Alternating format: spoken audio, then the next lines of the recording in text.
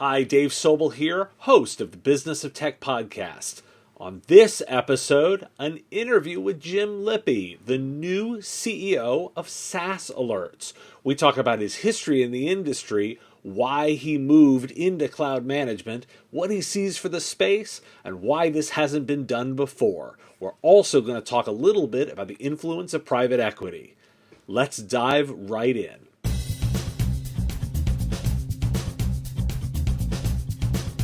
Your resume reads like a bit of the evolution of the MSP space. I look at it and say, MSP background, managed desktops, RMM provider, and now a company that focuses on cloud management. What caused you to move into this space?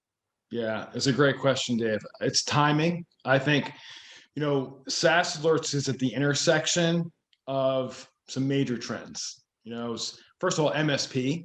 Like MSPs become really popular. There's a lot of institutional money now via private equity coming into the managed services space. People finally realize that, wait a second, recurring revenue is pretty cool. In technology, in the digital transformation, all that's pretty cool. So maybe we should be investing there. So you have that, you have the MSP phenomena. Then you have cybersecurity, right? Which is the number one concern of every small business out there, and by extension, their MSPs. Then you have SaaS applications, which is only being expedited by COVID. You've got more and more small business users using SaaS-based applications now, most of the time from personal devices, a lot of cases from unsecured networks, which create security holes. And then AI or machine learning, which is in the back end of our platform. So the question is, why SaaS Alerts, why now? And it's really because we're at the intersection of these four major trends. What's your take and your vision on cloud management? Like, what does this space need to accomplish? It follows the transformation of, I think, where small businesses are going. Right. So we have the traditional MSP model, which is managing, devices, company-owned devices on company-managed networks, on server-based applications. And now we've got a transition where more and more users, as I mentioned before, are using SaaS-based applications. So first of all, SaaS management as a category is pretty broad, right? And you're looking at, provisioning applications, you're looking at, orchestration of those applications and tracking who's using what and where are they coming from. SaaS Alerts is specifically focused on the cybersecurity aspects of user behavior as it relates to SaaS applications. So then what's your take on the complete list of requirements? Obviously, you guys are started in a particular place, but what's your take on the list of requirements necessary to solve on this? I give you the magic wand, right? And you can just wave it at this and you've instantly solved all the development problems. What do you think you need to get to be a complete list of requirements? I don't even know at this point, Dave, to be quite honest. So I had a really interesting conversation last week with Derek and Gavin over at Augment IT or Augment, and also I know Brian over at Nuvolex, right? And they're tackling SaaS management from a completely different angle as SaaS Alerts. They're really management orchestration, and when talking to them, they're like, we're just finding more and more things to do around SaaS management, and that's our experience as well on the security side.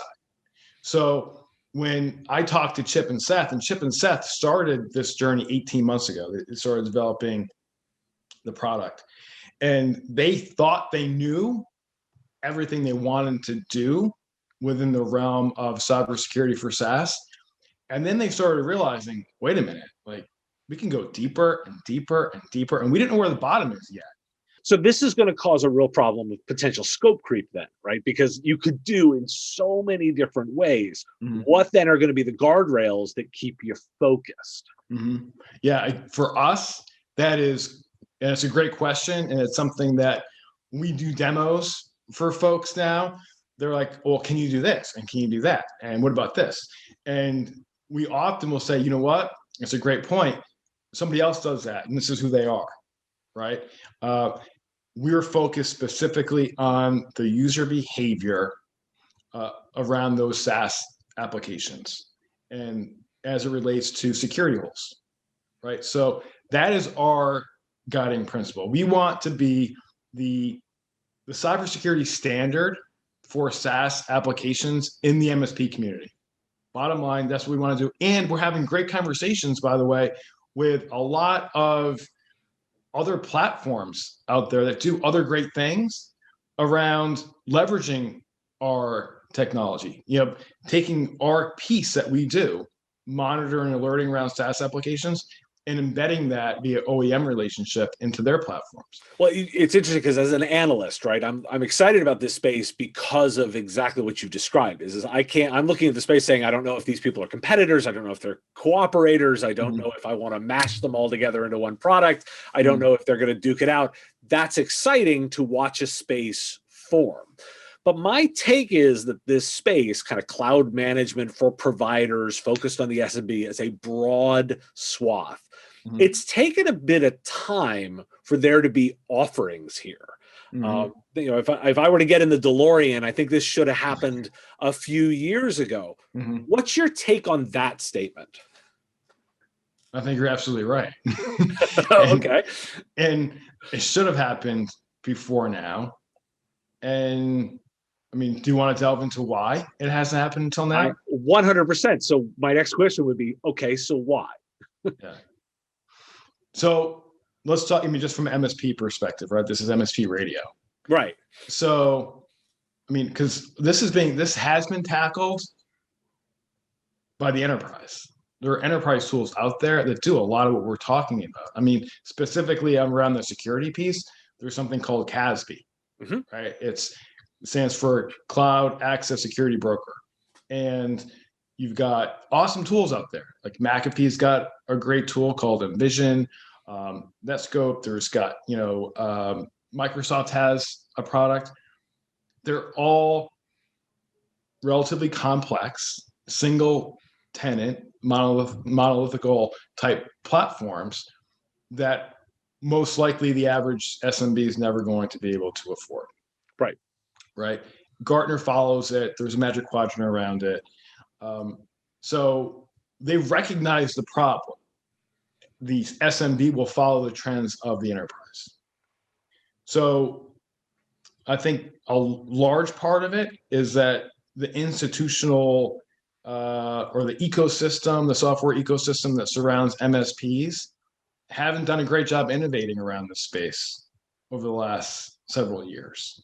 And we've got a lot of legacy tools out there. Not that they don't do a good job in what they do. They all do what's necessary for the traditional model. But there's a lot of tools out there there's tools that haven't been created for what's coming and what's actually in many respects what's here now. That's my take too, is that we're almost a little late to the party too, that we need these tools now to solve these problems. So I'll be a little direct here then. So, why didn't the companies like the big four of MSP take on this space? Why didn't they? So full disclosure, I'm a shareholder of Kaseya. Everyone should know that. I'm still a shareholder in SolarWinds. Doesn't mean I didn't say they're not doing this. Right, exactly. So they're all backed by private equity. The big four, in some way, shape, or form, are backed by private equity. SolarWinds obviously has a public component to them. Now, Datto is public. Yep. Those companies, as currently constituted, are not set up to innovate. So every single month, every single quarter, there's pressure on them to produce profit. And when you're set up that way, it doesn't lend itself to innovating new and different products because innovation requires a lot of investment. And when you're constantly trying to, comp the last quarter, then you're always looking for that dollar. And lots of times it's taken out of innovation. So what the big four have done is they've looked at it and said, wait a minute, there's other companies out there that will innovate for us. They'll be much smaller, and then we will essentially evaluate those and make acquisitions, as it makes sense. And I think ultimately that is why we haven't seen tools like this in this market yet. So I would then posit that you're probably not particularly worried about them competitively in the near term. No, I'm not, just because, again, they're not set up to to go into an endeavor like creating a whole new product line for the most part. Not that they couldn't, but the level of investment and the level of internal tweaks that would be necessary to make that happen, I think is relatively unrealistic based on what I know about 11. So that's fair, and I share some of that thinking too. And I think I probably go even more aggressive than many others, saying that I actually think in some ways their choice to not innovate is becoming bad for the space. But I want to be a little targeted then with my question to you is what's your take on this influx of private equity money into the space? Good, bad, both? What's your take on it? I think it's positive. And again, full disclosure, I'm an advisor for Nautic Partners, which is a really successful private equity firm. We are doing a lot of acquisitions. We'll be doing a lot of acquisitions in the MSP space. I think that first of all, not every private equity firm is created equal. Mm-hmm. Some are better than others. Some have just different attitudes about things. I like Nautic. They believe in that people make the difference, and that really good people can create great companies, and culture matters. So I think that ultimately private equity in our space is a good thing because it raises the game, right? It requires a certain amount of operational maturity to operate in that type of environment. And I think that's ultimately good for us. That's it's fair. My take on it has been it has the potential to be, but I actually think it requires solution providers to be much more aggressive about accountability of their vendors, a much higher level of accountability, because when organizations are founder led, they are able to be, you can get a relationship, a personal relationship, that individual founder, but when they become driven by shareholder value, be it public or be it an investor, that becomes a little bit more clouded to what their time frame is or their perspective is, and so it puts the impetus on providers to be much more skeptical. Again, I'll ask: is that a fair assessment of things? I think it's fair. So when you say providers, are you talking about MSPs specifically, or the software providers? I think of the MSPs. I think the MSPs need to hold these organizations to a higher account, and drive them, and thus be more willing to change providers or voice their displeasure as customers based on knowing that it's not necessarily a personal relationship like it was with a founder. Yes, no question. What's the big challenge you see coming for what we're doing? Because you've sort of allowed this confluence of pieces coming together. What is that big challenge that you're worried about on the horizon here?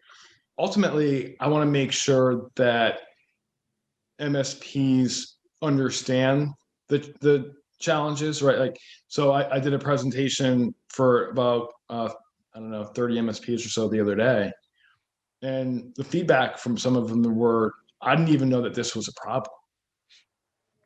Right. So this wasn't on my exact quote. This wasn't on my radar. So I think the biggest challenge from our perspective is getting people to understand that this is an issue. It's being solved in the enterprise. People have recognized it in the enterprise. I mean, there's Magic Quadrant stuff out there on it. Okay, making sure that you understand, Mr. and Mrs. MSP, that this is a problem for your small business customers. I can't tell you how many times, Dave, I hear, well, my customers don't use those applications, or SaaS really isn't that big of a deal for our customers, or you know what, our customers, they don't use Dropbox. How do you know? Right. You've never had a tool that actually monitors the usage of Dropbox or Salesforce. So how do you know?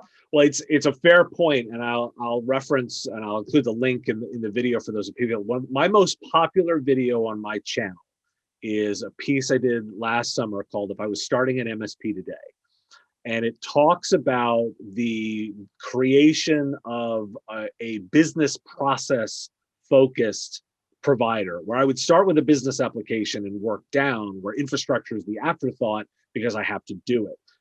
What I've also talked about in this space is exactly what you just highlighted, which is these SaaS applications are in those your customer organizations that you don't know. Oh, and by the way, businesses that start up in the last 12 months, 24 months, they've not put in servers. They've not put in like all of these legacy pieces. If you're a new business, and we know in recessions, lots of new businesses get created, you're going to go out and buy a bunch of SaaS applications and be off and running. And if you can't serve those kinds of customers, you're a legacy of the past. And I think that, from my perspective, you're exactly right on the risk. Is it's not just your existing customers; it's you're not even accounting for the new space that's get created. Again, if you and I start a new business, right, as you've in a way done, you're not buying anything legacy. It's all in the cloud. I would assume. Tell me, everything that SaaS Alerts does, everything's in the cloud, right? Absolutely, 100%. 100%. Yeah. And I'm nodding and smiling at everything you're saying right now, because this is ultimately where SaaS Alerts started. If you like this show, please hit that like button and subscribe to the channel. The content here is possible because of supporters like you. If you want access to shows early, answers to your questions, and private interactions, join our Patreon. It's pay what you want. You decide what the content is worth. Join at patreon.com/MSP Radio. Patreons also get access to the written versions of every story as they come out. If you want the stories right away, you can get them on the daily podcast. Find The Business of Tech on Apple Podcasts, Spotify, Google Podcasts, or wherever you get your shows. Subscribe links at businessof.tech, and I'll talk to you again next week.